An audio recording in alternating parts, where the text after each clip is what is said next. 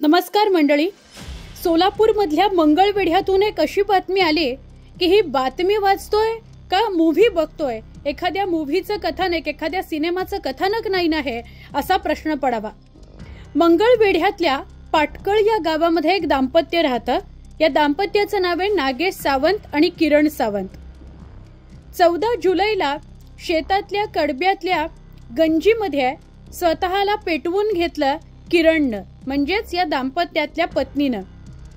लगेचच नागेशने पोलिसात तक्रार केली. त्यांच्यात तर वादही काही नव्हते, कुठलं भांडण नव्हतं.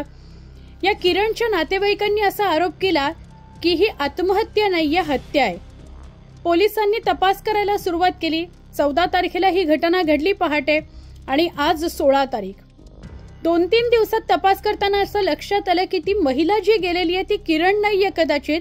आणि किरण कुठे आहे तर या पतीला म्हणजेच नागेशला व्हिडिओ कॉल करायला लावले. वारंवार पोलिसांनी व्हिडिओ कॉल करायला लावले आपल्या पत्नीला. त्यानंतर पत्नी कराडमध्ये सापडून आली असं कळतंय. पत्नी व्हिडिओ कॉलवर आली आणि ती जिवंत असल्याचं समोर आलं. दरम्यानच्या काळात पोलिसांनी एका व्यक्तीला अटक केली जो त्या किरणचा प्रियकर आहे. या प्रियकरासोबत पुढचं जीवन व्यतीत करायचं म्हणून या दोघांनीच, प्रियकर आणि किरण या दोघांनीच हा बनाव रचलेला होता. आणि त्याकरता त्यांनी गावातल्याच एका वेडसर असलेल्या महिलेला मारून टाकलं अशी धक्कादायक बातमी समोर येते. आणि तिला या गंजीमध्ये मारून टाकण्यात आलेलं आहे. म्हणजे ही गंजी जी जाळून टाकली होती तिथे तिला मारून टाकलं आणि मग या दोघांचा परागंदा होण्याचा विचार होता. पण त्या आधीच हे सगळं विंग फुटलेलं आहे. किती धक्कादायक घटना आहे बघा. आपल्या नवऱ्याला फसवलं, प्रियकराबरोबर पळून जायचं म्हणून एका तिसऱ्याच वेडसर महिलेला मारून टाकलं. ही घटना अत्यंत धक्कादायक आहे. कदाचित पोलीस आज उद्यामध्ये या संदर्भातली अधिकृत माहिती सगळ्या प्रसारमाध्यमांना देतील. पण आत्ता सगळ्याच ठिकाणी ही बातमी चर्चेत आलेली आहे. मंगळवेढ्यात ही घटना घडली आहे.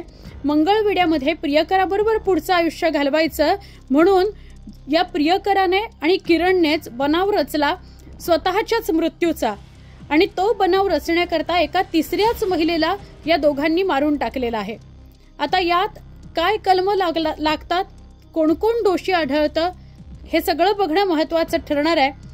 पण धक्कादायक घटना आहे. तुम्ही जर सोलापूरमधल्या मंगळवेढा या परिसरामध्ये राहत असाल आणि तुमच्यापर्यंत जर ही बातमी पोहोचली असेल तर त्याचे अपडेट नक्की आम्हाला कमेंटमध्ये सांगा.